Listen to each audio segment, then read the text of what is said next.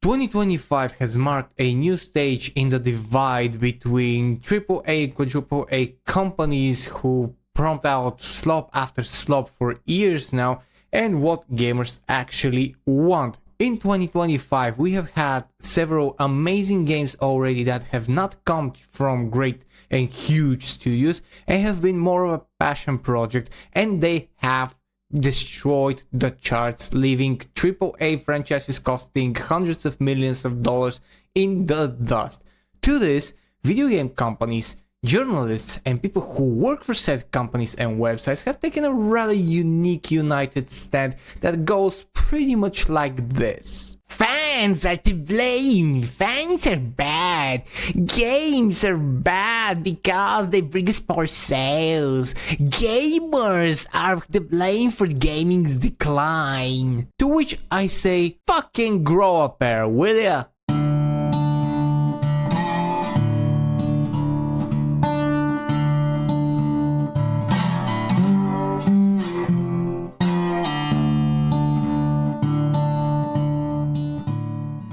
Greetings ladies and gents, my name is Heozu, the bearded Balkan blabbermouth, and I am discussing, and today we want to take a look at a very unique article that I stumbled across in that park place, and it pertains to a game that I didn't really think I would be talking about ever again, called Dragon Age the Veilguard. Now, if you remember, Dragon Age the Veilguard is something that I really often like to call a propaganda piece wearing thin clothes of gaming. It's not really a game, it's something that was meant to push a narrative and have some gaming elements crammed into it in a sloppy mess. However, that doesn't seem to be the case, and the thought process of an actor that was a part of Dragon Age the Veilguard, who also happens to blame fans for Veilguard backlash from that park place. Dragon Age actor blames fans for Veilguard backlash, claims people just wanted to see BioWare fail. Right off the bat, you know that this is going to be some grade A level bullshit. First of all, gamers never want to see a game or a franchise fail, especially when it is an established franchise and it has brought amazing stuff in the past. No, gamers want to see slop fail. They want to see bad things fail and to not be pushed and to not be into the mainstream, into any gaming media actually, and to not be part of what we want to have, which is great escapism, great stories, and a great time overall. A Dragon Age actress is blaming fans for the backlash against the Veilguard. In the wake of Dragon Age the Veilguard's disastrous reception, one of the franchise's most recognizable voices is pointing fingers, not at the game direction, story, or development team, but at the very fans who once held BioWare in high regard. Alex Wilton Regan, or Regan, I don't know, and I'm sorry if I'm butchering the name, and if you don't know who that is, she has been in a number of gaming voice acting jobs, and one of the more noticeable for me is especially Samantha Trainer in Mass Effect 3. She has also been in a number of other games, in many Dragon Age games. She has been in Risen 2, Forza Horizon. She has also been part of Cyberpunk 2077. She has been in a lot of things. She has had a great, in my opinion, career as a voice actress in many franchises. So when I saw that she's the one who says that, I think that this is a very sad news, because she has been around for long enough to know how gaming is and how gamers operate and what gamers like. But let us get back to that article. Alex Wilton Reagan, best known for voicing the female Inquisitor in Dragon Age Inquisition and returning in Veilguard, has weighed in on the fallout surrounding the title's lukewarm performance. Speaking to IGN, Reagan said she was absolutely devastated by the reception and claimed the Dragon Age the Veilguard backlash was driven by people who just wanted to see BioWare fail. Once again, no, we didn't want to see, nobody wanted to see BioWare fail. Nobody wants to see such a franchise fail. They want to see, and I will speak to that about myself as well, I want to see bad things fail. BioWare has created amazing things. However, Dragon Age the Veilguard was not one of these things. I have not played the game and I will never play that game. However, I've seen enough. I've seen the numbers. I've seen what the general conception behind it and what the mentality behind this game was. It was made for over a decade under a different name and they took another direction. It was a slop to begin with. That is because when you have a narrative that constantly changes and you want to follow that narrative instead of keeping to your wits and your passion and your dreams, that's what happens. That basically means how your game is going to fail, because you're following momentum narratives that are not even that great in the hopes of getting some more investor money or pleasing some people that really shouldn't be pleased, in my opinion. She says, I feel absolutely devastated for bioware as a studio that they got such mixed reaction to the game, she told IGN. First of all, talking to IGN, not a good thing. That's only my opinion. I personally thought it was a really strong game. I thought it was just bioware being more bioware. And that's the thing. If you like the game, good for you. Play it. Nobody's gonna say you're playing that game, you're such a dumbass, you're such an idiot. Yeah, I'm gonna say, yeah, that's not a really good game. I don't know if you want to subject yourself, but if you like it, I mean, that's your prerogative. I play games that a lot of other people don't like bad games for some people or strange games. I like them. People like them. Everyone likes their own sweet little games. If you like it, okay. The thing is that if you want to be a major game studio that has had a lot of success, you need to continue creating games for gamers, and Veilguard was not created for gamers, it was created for narrative pushers. According to Regan, the backlash wasn't due to questionable creative choices or the tonal departure from past Dragon Age title, but rather due to really bad people on the internet. That's absolutely idiotic.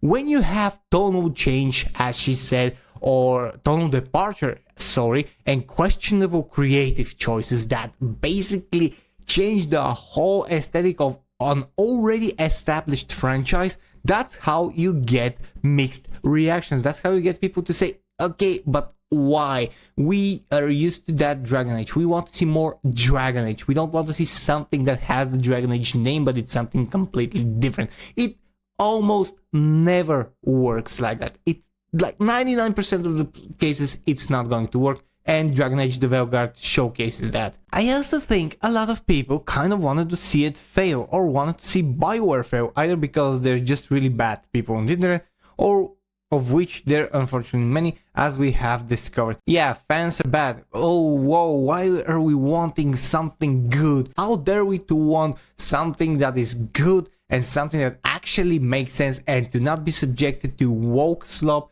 to trans cars, to non-binary talk by mythical and the fantasy creatures in a video game that is supposed to be about dragons and fantasy and magic. Why are we so bad, people? Because we don't want this absolute slop and bullshit to be inserted in our games. Truly, we're the most abhorrent people. That characterization of the criticism, however, runs counter to the actual feedback players have provided since launch.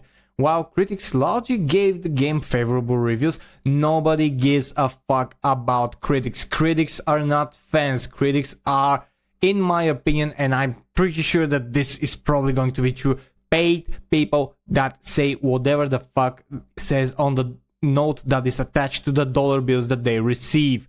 Fans rejected Veilguard's shift in tone. Yes, of course they did. Inconsistent characters, and yes it is. And the overt prioritization of ideological messaging over meaningful world-building and storytelling. Oh no! It would seem like we rejected all the changes that take us away from an actual good escapism and something that actually makes a game a game. Oh no! How dare we protest that? I think I truly feel like a bad person, folks. I truly feel like I'm a terrible person for not liking and not wanting to partake in something that is so good to trans ideology and trans propaganda being shoved into my face, and for me to actually pay money to have it shoved in my face and not get almost any meaningful gameplay in my experience with the game. I truly am a bad person. I need to repent. Steam currently lists the games as a mixed user rating with tags highlighting orientation and politics as the current themes in the reviews. So mixed is actually better than what I would expect for Veilguard. It means that it does have some people that are simping for it, which, okay, if you want to simp for that game, that's your choice, but it's never gonna get more than mixed. Ever. Dragon Age: The Veilguard basically destroyed the Dragon Age franchise, and I don't think BioWare or any company in the future will take on that franchise, at least for another decade. Regan went on to denounce early criticism of the game, labeling it as premature and baseless. No, it wasn't baseless. We said the things that would happen before the game even releases, and when it released, it happened. People were attacking the game before it was released. It's ridiculous. How can you judge a game, a book, a film, a TV show before it's actually released? It's called trailers, and it's called what they're showing you. You can't. It's an idiotic stance to take.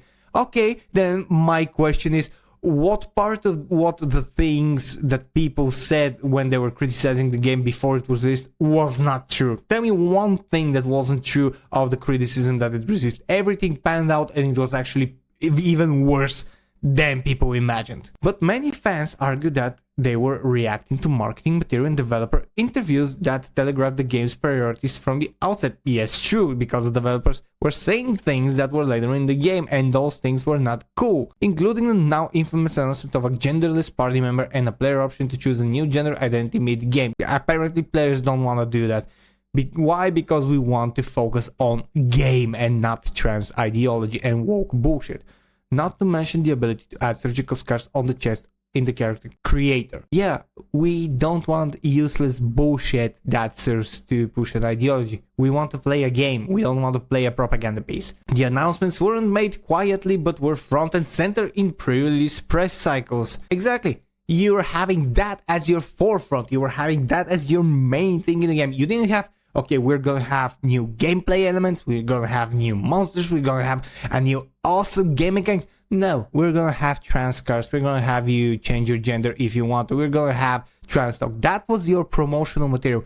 That is what's buried the game in the first place. Inviting scrutiny from long-time BioWare followers who felt the game was prioritizing modern identity themes at the expense of narrative depth. Exactly. The Dragon Age: The Veilguard backlash reached its peak in January when EA admitted the game had underperformed by 50%. That's very, very, very easy going. 50% is not accurate. I think it's worse than that, falling drastically short of expectations. Days later, game director Corinne Bush departed for the company, and BioWare began laying off key staff. No future updates or expansions for Veilguard are planned. Despite the fallout, Regan closed the interview by expressing continued support for the studio. I only ever want to see the folks from BioWare thrive because I adore them, she said. And whatever they're going to do next, I have no doubt their talents will be richly rewarded. We're really lucky we'll get more gold from them in the future.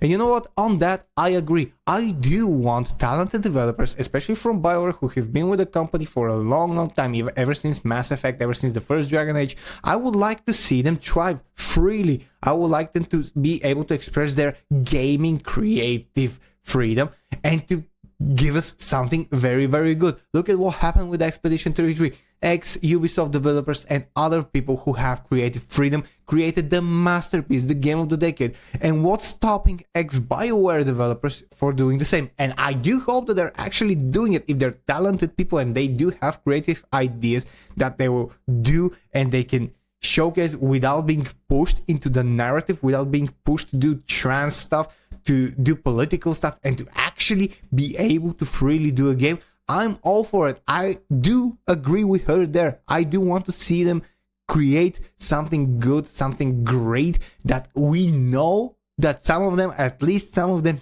can, because they have been there for a long, long time and they know how to do their job and they have the creative vision. I would love to see them thrive. I would love to see them create a new studio and to just destroy the market with something good. See what's happening with Blood of the Dawnwalker by ex-CDPR developers. It's going to be an amazing game in my opinion, because the trailers showcase something very nice. We want that. We want that kind of things. We don't want a studio to fail. We want to be a studio to create games for gamers, to be gamer oriented, to create with passion. That is what we want. That is what we deserve for the money that we pay. And I think that is what studios need to realize again, that gamers will pay for games and they will not and will never be asleep enough to mindlessly purchase and consume ever again. We have awakened, we are critical, we will judge thee by what you present us, and we will not carelessly spend our money on bullshit. We will judge you by the quality that you present us, and if the quality is good, we will be faithful buyers, faithful players, and faithful customers. That is what the gaming studios should expect from us, and that is what we expect from gaming studios in the future. This is the fight, ladies and gents, and the fight is good. Thank you for watching this video up until now. If you did, if you enjoyed my content, please consider joining and pressing that join button and becoming part of the DiscussThing Guild. Please also consider doing the free thing and subscribing to my channel by pressing the subscribe button. I have a lot of content, I stream every week, and I would like to see you there as part of our awesome community. Please follow me on X, follow me on Discord with the links below, write the comment, and if you want to help homeless animals and animals in shelters, click that join button and become part of the guild. Thank you very much for watching. My name is Helzo, this was DiscussThing, and I'll see you guys in the next video. Cheers and stay fresh.